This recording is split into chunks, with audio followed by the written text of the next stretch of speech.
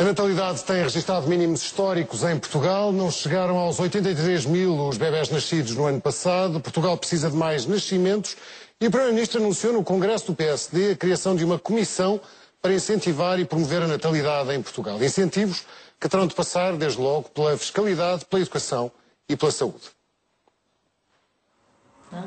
Nascem cada vez menos bebés em Portugal. No ano passado, apenas 83 mil. Portugal soma saldos negativos desde 2007. Temos a taxa de natalidade mais baixa da Europa e somos o sexto país mais envelhecido do mundo. Por continuarmos em queda, no Congresso do PSD, Passos Coelho informou que a natalidade é uma prioridade do Governo e anunciou uma nova comissão para, em 3 meses, preparar um plano de ação na área da natalidade.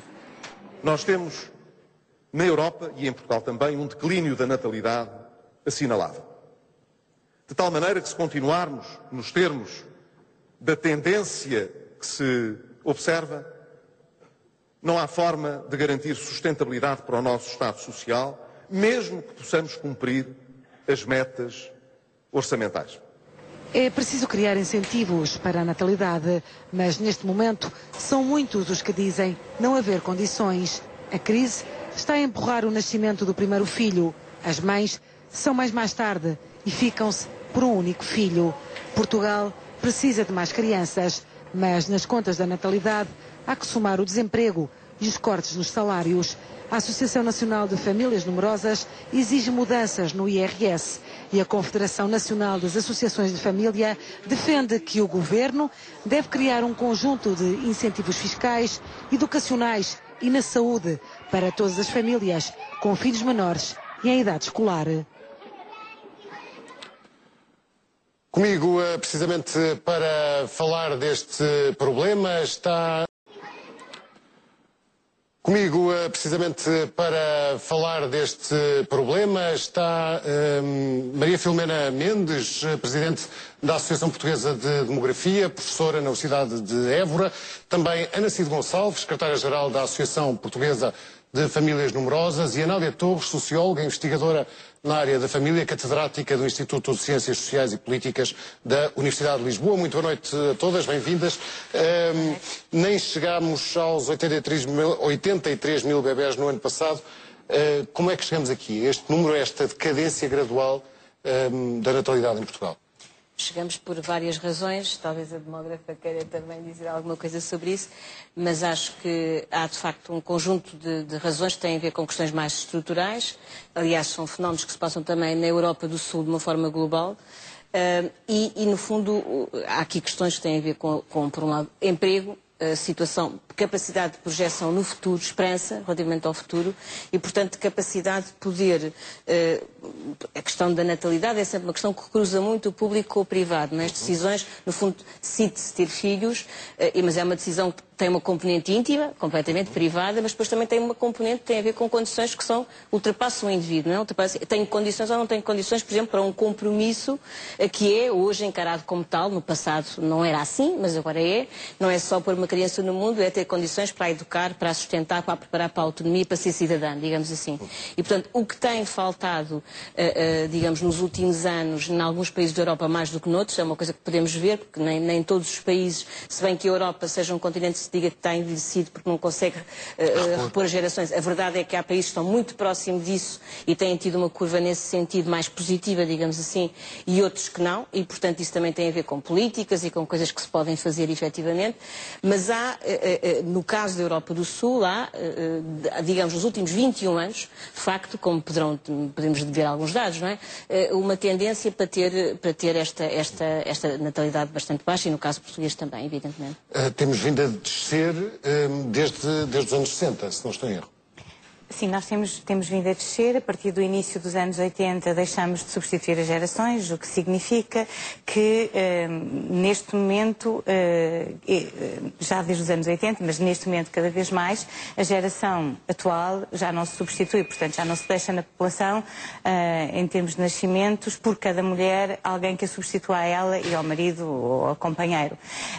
E, efetivamente, nós podemos analisar este declínio da fecundidade de um ponto de vista das últimas décadas, em que vamos tendo um declínio gradual e progressivo e constante dessa mesma natalidade e uma agudização forte agora nos últimos anos, a partir de 2011. Portanto, são dois momentos direta com a crise que o país tem atravessado, do seu ponto de vista? Sem dúvida, sem dúvida. Esta agudização do declínio da fecundidade tem a ver com a crise e tem a ver precisamente com uma componente que é a componente do adiamento. Não só deixamos de ter o número de filhos que tínhamos anteriormente, portanto, cada vez as famílias, os casais têm um menor número de filhos, como também homens e mulheres cada vez têm filhos mais tarde. O que significa que se nós estamos a adiar os filhos para idades por volta dos 30 ou acima dos 35 anos, este adiamento provoca um déficit de nascimentos agora, não é? E a crise, para mais do que diminuir esta intenção de ter um determinado número de filhos, que é menor do que era anteriormente, cada vez vamos tendo desejo de ter efetivamente uma família mais reduzida, menos alargada, mas vamos tendo o desejo de os ter mais tarde.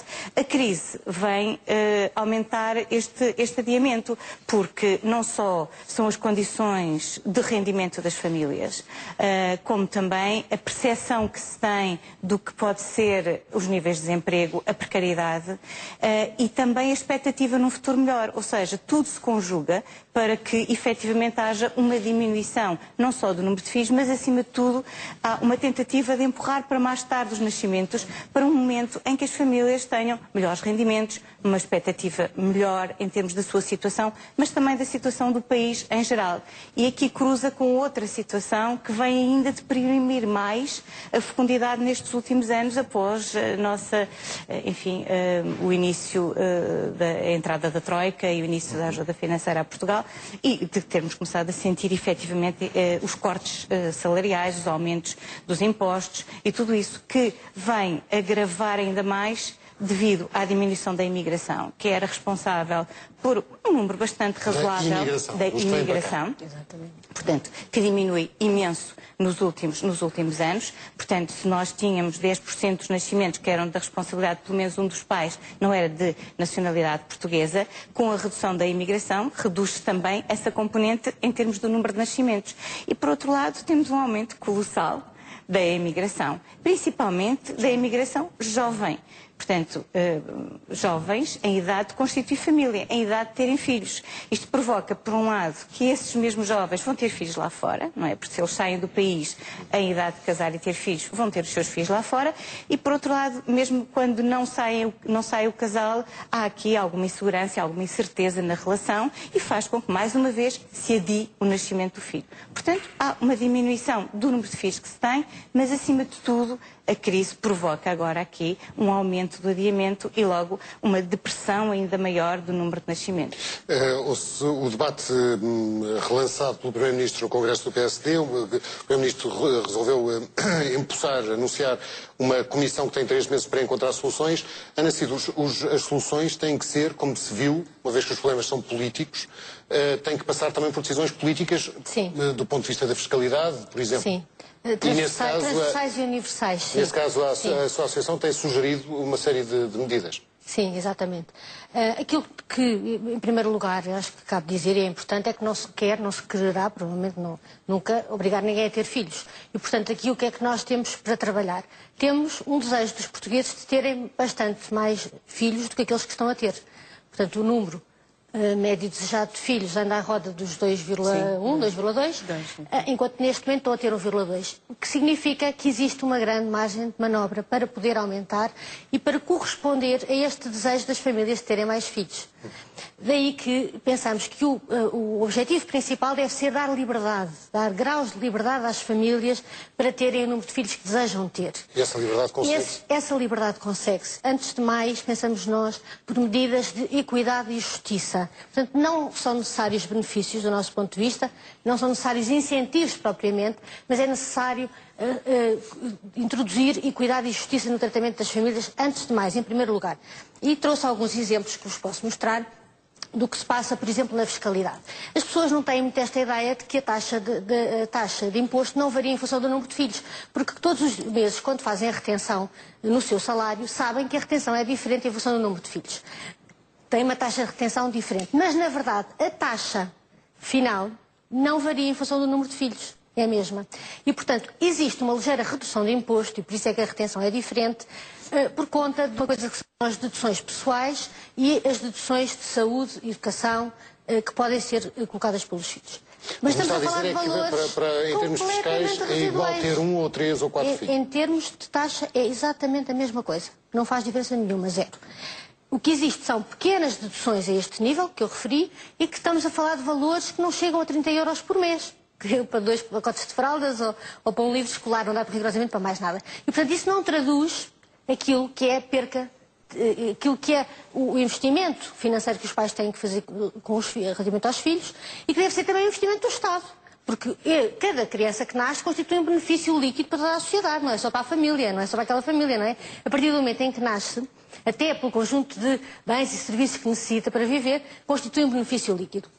Eu posso vos mostrar, eu trouxe aqui um pequeno quadro, não sei se conseguem ver, em que se consegue perceber bem como é que varia a fiscalidade. Portanto, temos uma família sempre com o mesmo rendimento, vai tendo mais filhos e como é que varia a fiscalidade. Portanto, estas são as fatias que o Estado leva à família, leva 22 fatias neste caso, e cada membro do casal fica com 39 fatias. Ora, isto o comparativo de uma família, portanto, 2 pessoas, para uma família com 6 filhos.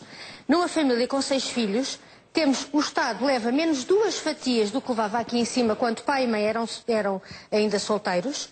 Leva menos 2 fatias, ao passo que, quer o pai, quer a mãe, passam a ter apenas, em vez de terem 39 fatias, passam a ter 10. E, portanto, eu acho que isto se percebe bem o que é a fiscalidade em Portugal relativamente à família. Precisa aqui de ser vista e de ser revista. Mas a medida fundamental que deveria, em termos de fiscalidade, ser tomada por esta Comissão ou pelo Governo, nesse sentido de um incentivo à natalidade, seria qual, do seu ponto de vista? Por exemplo, um coeficiente familiar. Isso é uma hipótese que é o que é feito em França. Ou seja? Se essa hipótese. É a taxa variar em função do tamanho da família. É, no fundo, ter em conta que quando o rendimento entra em casa, é para alimentar e vestir um determinado conjunto de pessoas. E que, em função desse número de pessoas, o imposto deve ter isso em conta. Ou seja, é completamente diferente um rendimento que chega a uma casa em que desse rendimento vivem 2 pessoas, ou se desse rendimento viverem 6, 7, 8 pessoas. É completamente diferente. E, portanto, tem que haver não só uma leitura vertical do rendimento, e, portanto, quem ganha mais paga mais, como tem que haver uma leitura horizontal, aquele rendimento de quantas pessoas alimenta e veste. E, portanto, esse aspecto só se consegue através de uma variação da taxa de imposto em função do tamanho da dimensão da família. Mas há mais situações em que existem penalizações fortíssimas das famílias com filhos. Eu posso-vos dar aqui outro exemplo, que é a questão da água, que continua a acontecer em imensos municípios. As famílias com mais filhos pagam água mais cara. Cada gota de água pode chegar a ter o dobro e o triplo do preço. O que é absolutamente fantástico. Temos aqui 2 famílias, uma família de 2 pessoas e uma família com 6 pessoas, em que, por exemplo, no município de Orém, se tiverem exatamente o mesmo consumo per capita, portanto, têm exatamente o mesmo consumo per capita, esta família vai pagar por pessoa 1,92 € e esta família vai pagar por pessoa 5,05 €. Portanto, isto é mais outro exemplo de que nós precisamos mesmo de mudar aqui a lógica que estamos a prosseguir e precisamos, em primeiro lugar, de retirar as penalizações que existem. Eu tenho aqui mais exemplos, mas penso que estamos apertados de tempo. Não, eu só estava a pensar, Sra. Professora, que quando temos tido, ao longo dos últimos anos, por causa da crise, uma política de cortes nas prestações sociais, de cortes no abono de família, por exemplo, como é que se joga com com medidas que agora venham de um momento para o outro encorajar a natalidade? A questão é, de facto, perceber que é decisivo, não é, de facto, para o futuro da sociedade portuguesa que isto se passe, porque aquilo que disse a professora Filomena, relativamente à questão do agravamento, eu lembro-me que em 2011 estes problemas já andam a ser discutidos há muito tempo, e havia uma coisa que nós dizíamos, nessa altura, quando eu digo nós, são as pessoas da área da família, os sociólogos da família, que têm trabalhado muito estes assuntos. Bom, dizíamos, por exemplo, que de facto não se passava provavelmente um problema das pessoas não quererem ter filhos, mas tal como disse, das pessoas sempre menos do que aqueles que tinham. E, portanto, no fundo, o que se estava a pensar era que íamos para uma geração de filho único, não é? Portanto, que a pessoa, digamos, contraía o seu desejo de descendência a um filho. Agora, de facto, o que se está a passar é que provavelmente nem isso, porque as pessoas, de facto, entramos esta curva, esta escalada de descendente que se está a passar com a imigração de jovens qualificados, etc. Isto é gravíssimo, de facto, já não estamos a discutir esse problema. E, portanto, a questão é a seriedade com que se quer encarar este assunto e se quer, de facto, levar e, portanto, contrariar praticamente medidas que têm sido tomadas até agora, porque não haja dúvida que a questão não é... Eu estou inteiramente de acordo com todas as coisas fiscais e relativamente às famílias numerosas, como sabemos, infelizmente são uma minoria, não é? Essas medidas são justíssimas, não tenho qualquer dúvida. Agora, o que eu tenho também a certeza é que para a esmagadora maioria das famílias haverá coisas a fazer que ultrapassam muito o que foi falado. E essas questões é que se têm que encarar, porque isso é para a média das pessoas, não é? E, portanto, exatamente, porque a questão é, repare bem, há questões de base que têm a ver com a questão de como é que uma pessoa se projeta no futuro. Projeta-se sentir que tem condições para isso, não é? A questão da precariedade no emprego, por exemplo, é uma questão básica, fundamental. Portanto, essa questão, o que é que está a ser feito nesse sentido? Portanto, são questões estruturais para tomar decisões. Outras questões que se podem fazer, por exemplo, no âmbito das questões das políticas, o que é que nós, em relação também a um conjunto de trabalhos feitos na Europa, pertencia a uma equipe que fez um trabalho de síntese sobre resultados de investigação a nível da Europa, de vários projetos, portanto não era só um projeto. E o que é que se concluiu quanto ao que era mais eficaz, tinha mais efeitos na natalidade? Eram um conjunto de medidas relativas, por exemplo, aos apoios, tudo o que tem a ver com serviços de apoio às crianças. E, portanto, a sua acessibilidade, creche, pré-primário, todo o conjunto de acessibilidade desses serviços e, de facto, capacidade das pessoas terem meios financeiros para isso. Eram sempre muito mais eficazes essas medidas do que, por exemplo, subsídios, como subsídios no sentido de pecuniários, não é? E para além de que tem a vantagem também, outra coisa, por exemplo, que a França fez bem, foi, por exemplo, incentivos às empresas, por exemplo, para criarem equipamentos desse tipo. Flexibilidade no sentido de poder, dos horários desse tipo de funções. Como sabemos hoje, o que é que se está a fazer? Exatamente o contrário. Aumenta-se o horário de trabalho. Estudos, por exemplo, como este da professora Maria da Mesquita, acabam-se feriados. E aqui, por exemplo, uma coisa interessante que este estudo da professora Maria da Mesquita mostra, que saiu há muito pouco tempo, é que, por exemplo, o que é que os pais, portanto, ela fez uma pesquisa sobre pais, crianças na idade pré-escolar. O que é que os pais querem? Pais e mães. Querem reduzir o tempo de trabalho, não querem trabalho a tempo parcial. Portanto, há uma discussão sobre o trabalho a tempo parcial. Não é isso, para já, que este estudo mostra, é que mostra que as pessoas querem, no fundo, querem trabalhar a tempo inteiro, e há aqui um problema também, no fundo, também de questões da igualdade entre homens e mulheres no mercado de trabalho, que é muito importante também de manter, e querem trabalhar ou reduzir um pouco o tempo, porque querem dar aos seus filhos a atenção possível, não querem. Os filhos não podem ser... tem de ser, nós temos de ter uma sociedade que proteja as crianças do ponto de vista global. Também quando eu disse que o que é que nós concluímos quando se percebeu, quando se fez as comparações em todos os países europeus, é que quando há uma filosofia em relação à qual, por um lado, os pais têm direito à família e ao trabalho, porque também há aqui um problema dos pais homens, o direito à família dos pais homens, não é? As mães têm direito à família e ao trabalho. E a sociedade se preocupa com as crianças de uma forma global, ou seja, esta tríade, de facto, e as crianças são bem acolhidas, digamos assim, portanto, se são consideradas um bem, as coisas conseguem melhorar. Porque o que se passou na Europa, posso também aqui mostrar que é uma coisa interessante, nos últimos 20 anos, é que, de facto, a questão da natalidade, não sei se querem ver, é uma coisa interessante porque, de facto, o que se nota é que estes países, são os escandinavos, tiveram crises, mas, no fundo, foram sempre, desceu aqui um bocadinho, mas voltou a subir. Mas sempre num patamar quase próximo, já alguns deles, da reposição das gerações. Pelo contrário, no caso dos países do Sul, temos aqui, está tudo para baixo, não é? Portanto, sempre, há 21 anos que isto é assim. Portanto, há questões estruturais que têm, e aqui é que eu digo que a filosofia tem sido essa. Neste caso, por exemplo, aqui, o efeito das políticas, por exemplo, o que se passou nos países de leste. Depois, isto é em 1990, quando houve mudanças políticas, desemprego, os setores... As pessoas tenham só cuidado para não bater com o papel do microfone que está a fazer... Está a fazer ressonância. Mas o que falou da França, eu peço desculpa, mas diga. aproveito, Sr. Professor, também em França começaram a dar frutos os resultados das políticas amigas da família, por assim dizer. Mas demorou anos. 10 anos. Estas medidas que se venham a tomar agora, na sequência deste acordar do Primeiro-Ministro para os problemas da natalidade, não terão efeitos amanhã nem depois. Não, de modo nenhum, de modo nenhum. E nem vão poder reverter este declínio que nós temos na fecundidade. Nós, de um dos países com maior fecundidade na Europa, passamos a ser, neste momento, dos mais baixos do mundo. Já nem é da Europa. E aquilo que acontece... Se não estou erro, somos o 6º país mais envelhecido do mundo. Exatamente, exatamente, porque felizmente a nossa esperança de vida aumenta, não é? E a população jovem vem a diminuir há muitos anos. Portanto, nem vamos conseguir inverter o número de nascimentos e começarmos de um momento para o outro a ter um elevado número de nascimentos em Portugal, como também todo o efeito do declínio, ele agora, em termos de envelhecimento da população, ele não se pode alterar. Portanto, o envelhecimento da população portuguesa é irreversível.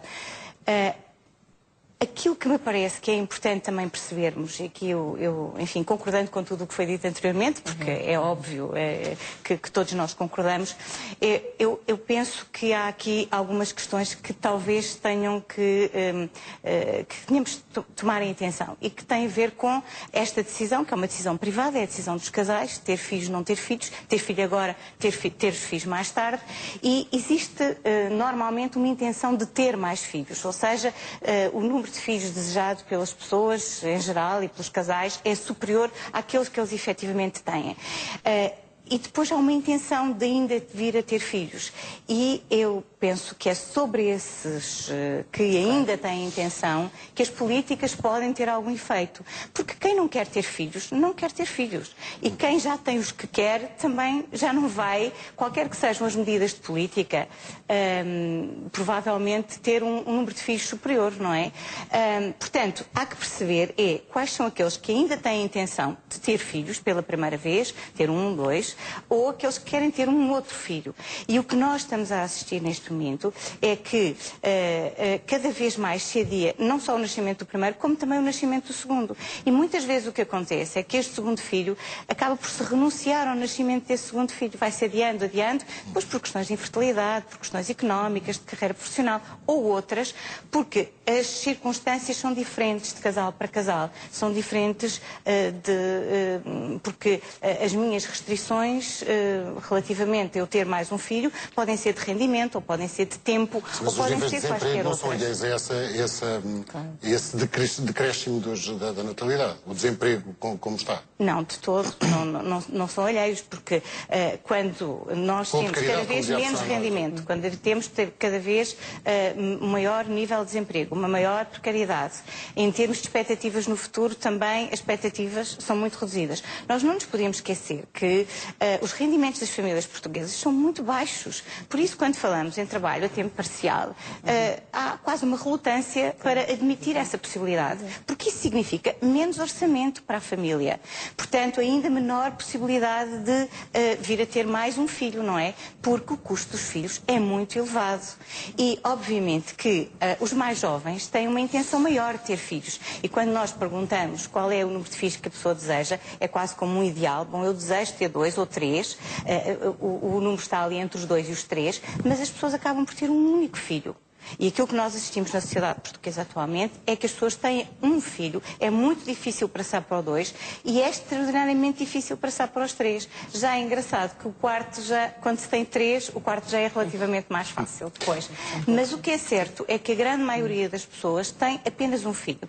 E se nós percebermos, se nós olharmos para o rendimento das famílias, nós compreendemos como é difícil decidir ter mais do que um, não é?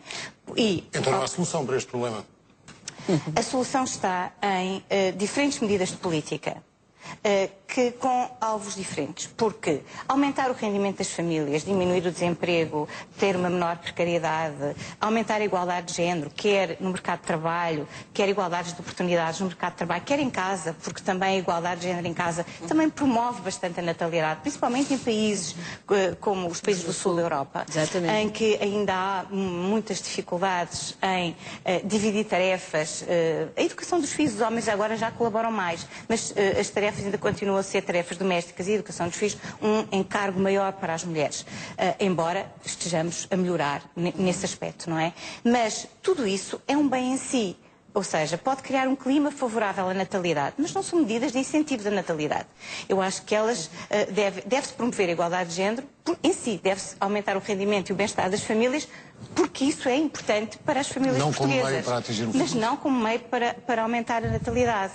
Agora, aqueles grupos que ainda têm a intenção de ter filhos e que têm muitas restrições e que essas restrições se agudizaram, e se agudizaram imenso agora, nos últimos anos em Portugal, muito provavelmente para esses será importante, em alguns casos, haver creches com preços e com custos acessíveis, não é? Com horários mais alargados. Para outros, as questões da fiscalidade, que pesam imenso, porque nós podemos ver as medidas que têm sido tomadas pelo Governo, elas vêm reduzir imenso os rendimentos das famílias, não só em termos diretos, com os cortes salariais, como também em termos das próprias deduções fiscais, dos benefícios fiscais, os próprios subsídios de emprego, até uma série de medidas, o aumento do IVA, o aumento do IMI, que têm um impacto depois no rendimento da família e nesta dificuldade que as famílias portuguesas têm em decidir ter um filho ou ter mais um filho. Daí que o adiamento acaba por ser para as famílias portuguesas, na generalidade, nós temos poucas famílias sem filhos e poucas pessoas que até comparativamente a nível europeu, que dizem que não desejam ter filhos, que não querem ter filhos. Mas as pessoas querem ter pelo menos um, não é? E o ideal seria até terem dois, na maioria, não é? Portanto, pessoas dizem, um filho é pouco, não é? Mais do que dois talvez também seja demais, mas o dois é ali o número ideal. Agora as pessoas não chegam ao dois, não é? E aí as medidas de política devem ser dirigidas, devem ser várias e devem ser dirigidas a estes grupos que ainda querem ter filhos. Sim, muito transversais. Muito transversais, abrangendo várias áreas, não é? E estávamos a falar, por exemplo, dos países do norte da Europa. Eles dão muito dinheiro. Por exemplo, na Suécia, o abono de família, que é de 120 euros para o primeiro filho, se uma família tiver 6 filhos, recebe 710 mais 464. Na Suécia. Sim, não é? está aí a buscar um exemplo claro, dos países perfeitos do norte da Europa. Com certeza, mas são os países que tiveram sucesso na Universal, não é? Tem o abono de família universal, seja a família riquíssima ou pobríssima, tem exatamente o mesmo abono de família, é igual para todos. E é elevadíssimo o valor. Na Finlândia é a mesma coisa. E depois tem uma coisa fantástica, que é licenças para os pais alargadíssimas. Portanto, as crianças na Suécia, nem há creches, provavelmente, porque não, as crianças... Claro que há imensas creches. Não há porque há jardins infantis ou infantários, porque as crianças vão para a escola já bastante crescidas. Os pais têm uma licença, no mínimo, até aos 16 meses da criança. Portanto, as crianças já vão, que é um dos motivos do sucesso, claro. Além da saúde gratuita, da escola completamente gratuita, de livros reutilizáveis, não se gasta dinheiro em manuais, e, portanto, de uma saúde que é gratuita até aos 20 anos e que inclui cuidados dentários. Isso é muito importante também. Claro. Não é? Sim, na Finlândia é a mesma coisa. Na Finlândia eles começam... As crianças acima dos 12 anos pagam taxa moderadora nos hospitais, deixam de pagar taxa Deixam de pagar. Não, passam a pagar. Taxa moderadora a partir dos 12 anos.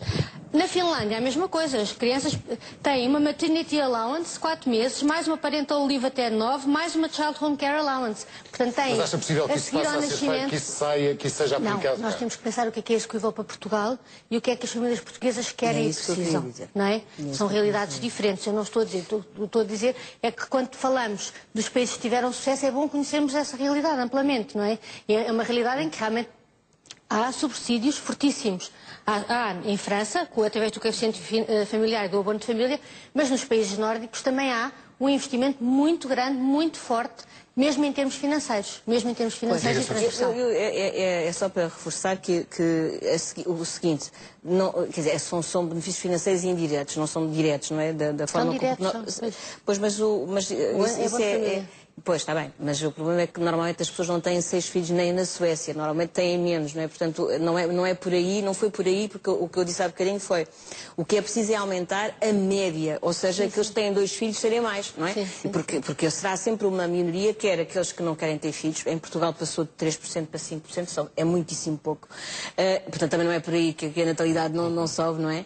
Quer de facto as famílias muito numerosas, mas o que eu queria dizer acerca das medidas para Portugal, possíveis, Uma das coisas que se pode fazer, e que aliás a França fez com isso, há duas coisas que nós temos Porquê é que nós podemos mais seguir a França e não tanto os escandinavos e adaptar um pouco à nossa situação? Porque os escandinavos de facto têm a política das licenças longas, sendo que as licenças de facto na prática são tiradas, porque isto são os estudos que mostram, o que as pessoas fazem é, mesmo que tenham mais longas, a média das pessoas tira 1 ano, não é? E depois a seguir a criança vai para a creche, de facto. Mas pronto, isto é assim na Noruega, na Suécia, na Finlândia, normalmente podem usar, podem acumular, depois há uma diversidade de situações. Conheço várias que até acumulam, porque quando nasce, depois engravidam do seguinte, conseguem ficar alguns anos. Mas eu estou a dizer é que, como as pessoas também querem ter trabalho... Não é? Isso é importante. Mas não será a maioria das pessoas, voltamos outra vez, porquê? Porque as pessoas, a maior parte das pessoas querem ter depois o seu trabalho, portanto, se estão efetivamente sucessivamente a ter filhos, é porque não estão no mercado de trabalho, e isso é uma opção absolutamente legítima. E portanto, aí são diversas situações possíveis. Mas o que eu digo é, para a maioria esmagadora das pessoas, faz sentido tentar perceber quais são o tipo de políticas adequadas até à história cultural do país. E, por exemplo, de facto, porque é que no caso da França, de facto, as licenças não são muito longas. É por isso que o caso da França para nós é interessante por isto, porque é mais próximo. E há duas coisas que eles fizeram. Uma, e que nós podemos fazer, e que já existe em Portugal, mas existe uma maneira que não permite, de facto, ter efeitos muito grandes, que é uma política, por exemplo, de apoio a amas certificadas, que faz com que, ao mesmo tempo, a pessoa se põe a criança na ama certificada, que tem a vantagem, obviamente, de ser certificada, de ser controlada, não é? Portanto, de ser controlada, a qualidade também está aqui em causa, e portanto, o que faz é desconta, e essa ama certificada é posta, digamos, descontado no IRS, portanto, desconta-se, sei que eu dizia que é uma política em termos financeiros indiretos. Ora bem, o que é que acontece em Portugal? Existem amas certificadas. Simplesmente elas descontam tanto para a Segurança Social que, evidentemente, desincentiva-as portanto, vão fazer esse trabalho sem ser declarado. Portanto, se nós conseguíssemos, por exemplo, que as amas fossem certificadas, descontassem menos, de facto, para a Segurança Social, e era um benefício neste momento. Claro, porque era um benefício, por um lado, porque o que é que está a acontecer? É que faz esse trabalho, digamos, ao negro, não é? Quer dizer, o que se passa é que as pessoas contratam, e depois vemos aqueles casos escandalosos que acontecem de não sei quantas crianças, etc. Portanto, por um lado, porquê? Porque, de facto, se descontassem pouco, era preferível do que não descontar nada, e de facto, e ao mesmo tempo, para a família também era um benefício porque podia descontar no IRS. Outra coisa que a França fez foi incentivo fiscal às empresas para terem creches e de facto, possibilidade de um conjunto de coisas relativamente aos filhos, não é? Aos trabalhadores com filhos. Portanto, há aqui coisas que de facto se podem... Agora, a questão que eu acho que estava a dizer a professora Filomena e que também todos nós também dizemos, por um lado, deve haver diversidade de situações e diversidade de soluções. E, por outro lado, também perceber que há aqui questões que são estruturais e que, das duas, uma se quer encarar como questões estruturais e há questões que têm a ver com o emprego, que são básicas e que têm a ver justamente com contrariar os cortes, porque os cortes o que estão a produzir é exatamente uma contração das pessoas em relação, de facto, ao futuro. Há este tipo de medidas, questões globais, e depois há algumas coisas que podem ser feitas e que poderão tentar ajudar. Mas tem que se ver quais, porque há medidas que efetivamente podem ter pelo contrário, boas intenções, mas efeitos depois muito perversos. Por exemplo, o trabalho a tempo parcial, que era o que estava a ser falado, que é uma das coisas que está a ser falado. Por exemplo, em relação à questão da igualdade, o problema do trabalho a tempo parcial é, primeiro, as pessoas de facto têm rendimentos tão baixos em Portugal a full time, quanto mais a tempo parcial. Mas pronto, este é um primeiro problema. Depois, o problema é que, de facto, por exemplo, em relação à questão das mulheres, se já em relação às mulheres terem filhos, os empregadores hesitam, muitas vezes, contratam mais depressa um homem do que uma mulher, porque uma mulher é sempre uma potencial mãe. A verdade é que se houver... tem que ser mudada. Mas claro, tem, mas o problema... E os empregadores têm que perceber, as empresas têm que perceber, se não houver natalidade não há negócio. Mas o que eu digo é que em relação ao trabalho a tempo parcial... Não, mas é que o trabalho a tempo parcial é as mães não estão, na maior parte dos países da Europa, só há 2 países em que o trabalho a tempo parcial é forte, que é a Holanda e o Reino Unido. Estes países, os escandinavos, as mães... Não, mas pois isto são os dados, não, é porque há uma confusão entre mulheres e mães, às vezes, não é? Portanto, uma coisa são as mães e outra coisa são as mulheres. E as mães até aos filhos até normalmente não estão a trabalhar só, como, repito, o Reino Unido e a Holanda. Mas pronto, vamos passar para os problemas, não é? Que pode haver com a questão do trabalho a tempo parcial. Pode ser, de facto, uma questão que como estava a dizer a professora Filomena, ou de facto as pessoas não optam porque a maior parte das pessoas que têm trabalho a tempo parcial não é por opção, é porque é aquilo que conseguiram. Esta é uma primeira questão. Normalmente não está associada a uma questão de carreira. E eu estou a ver, em termos da cultura portuguesa, o que acontece muitas vezes é que em relação à questão está sempre suposto que quem vai cuidar das crianças são as mães e que, efetivamente, o que acontece é que ainda vai haver mais retrações se uma pessoa entra no mercado de trabalho e se depois decide ser mãe e depois o empregador diz, bom, quer dizer, mas esta rapariga vai depois a certa altura pedir-me trabalho a tempo parcial, portanto já não posso contar tanto. Portanto, esta questão é muito complicada e eu acho que é preciso ter muito cuidado com ela. Principalmente mas deixando a liberdade das famílias, penso eu. E só posso acrescentar só que nós fizemos um inquérito em Portugal com a colaboração de uma empresa especialista na área e é muito interessante que, além de ter havido uma esmagadora maioria de pessoas a considerar a medida da redução de trabalho a tempo parcial como interessante, como importante, 70% dessas pessoas diziam que adeririam à medida. Portanto, entre mesmo homens e mulheres, sem diferenças significativas. E 52% aceitaria mesmo uma redução de salário. Sendo que a medida que está a ser pensada é haver uma compensação salarial, mas 52% aceitariam a redução. Reforça aquilo que disse, que realmente as pessoas não querem um part-time meio tempo. O que elas querem, e isso é 2 horas. Querem reduzir 2 horas. Isso para elas é importante. E faz toda a diferença. Que é, já não se apanha trânsito e ir para casa, portanto, isso faz toda a diferença. Pode-se ir buscar os filhos à escola a uma hora mais razoável, acompanhá-los. Portanto, isso foi, o estudo deu esse valor. 2 horas de redução e até aos 12 anos. A questão do aumento do horário semanal veio causar imensos problemas. Há 40 anos. Há 40 horas. 40 horas. Vai causar imensos problemas para os casais com filhos. Imensos problemas. E estamos a falar de uma diferença relativamente pequena. E se nós formos ver também os estudos a nível europeu, aquilo que dizem é que, efetivamente, quer as mães, quer os pais em Portugal passam menos tempo com os filhos do que a generalidade, a média europeia. E efetivamente, as mulheres portuguesas são aquelas que mais trabalham fora de casa. E principalmente nos grupos de idades em que têm filhos. Portanto, entre os 25, 35 anos, até aos 25 e depois dos 25 até aos 35. Portanto, nós temos, e já não é novo, já não é de agora, uma grande participação das mulheres no mercado de trabalho. E até agora tem havido, de certa forma, uma capacidade das mulheres manterem uma fecundidade relativamente elevada e manterem a sua atividade profissional. Agora, o que vem acontecendo ultimamente é que isso não tem mais condições de acontecer. E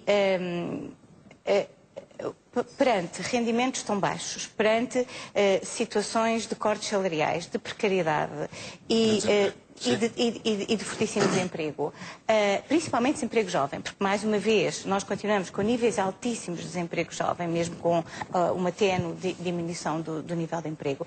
Penso que a grande preocupação que se tem que ter, independentemente de todas as medidas de política, é perceber como é que se pode melhorar a vida dos jovens e criar simultaneamente uma percepção de que a sua vida pode efetivamente melhorar, a sua vida em Portugal, sem precisarem de ir lá para fora. Tanto mais que as coisas estão relacionadas, não é? Ou seja, se nós formos ver os países que têm maiores taxas de desemprego, são aqueles que têm menor natalidade, o que é uma coisa, porque às vezes é um discurso comum, dizer, porque é que vais ter mais filhos, vais ter mais um para o desemprego. Na verdade, os baixos níveis de fecundidade trazem altos níveis de desemprego. E percebe-se, porque cada criança que nasce precisa de um conjunto de bens e serviços, depois vai crescer, vai produzir, vai continuar a precisar. Portanto, as crianças que nascem geram crescimento económico. Aliás, já há alguns trabalhos interessantíssimos que analisam como os aumentos de natalidade, e, por exemplo, eu acharia interessantíssimo nós estudarmos isto, se nós conseguirmos, com esse conjunto de medidas, alargar na saúde, na educação, na conciliação, na fiscalidade, conseguimos um conjunto de medidas que têm liberdade às famílias para tomarem as suas decisões, porque são tantas famílias com tantas realidades tão diferentes que têm liberdade para elas poderem tomar as suas decisões. Se nós conseguíssemos esse aumento, tenho a certeza que teríamos um crescimento económico por essa via, como já existe, já existiu em alguns países, ainda recentemente em Inglaterra se assistiu a um pequeno baby boom e imediatamente surgiram vários artigos técnicos e científicos que mostraram a relação entre o crescimento económico e esse baby boom. Que efeitos, Sra. Professora, que efeitos é que tem esta quebra de natalidade tem no futuro da sociedade portuguesa? Não, estou a falar em efeitos, é uma sociedade mais envelhecida, mais conservadora que vamos ter no futuro, é uma sociedade mais envelhecida, evidentemente. Com menos tudo.